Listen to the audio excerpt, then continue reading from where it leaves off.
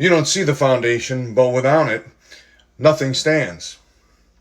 When you look at a skyscraper, a mansion, or even a small home, all you see is what's above the ground. The beauty, the lights, the finished product.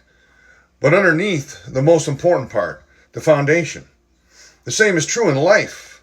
Jesus said in Luke 6:48, a wise man is like one who dug deep and laid his foundation on the rock.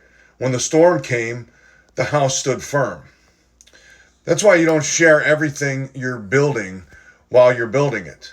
Because most people don't know how to pour a foundation, spiritually or practically.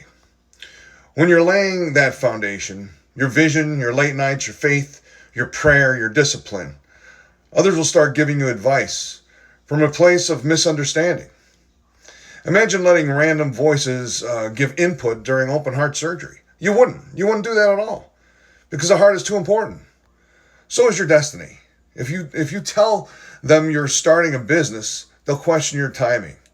If you tell them you're writing a book, they'll ask you who would read it.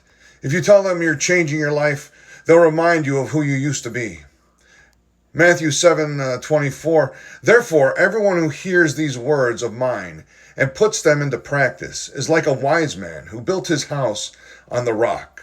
The rain came down and the streams rose and the winds blew and beat against that house, yet it did not fall, because it had its foundations on the rock.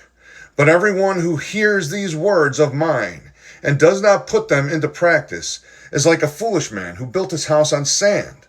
The rain came down, the streams rose, and the wind blew and beat against that house, and it fell with great crash. So keep building in silence and faith in obedience, remembering Jesus Christ is our rock and our cornerstone. Pour that foundation with deep discipline, patience, prayer, and persistence.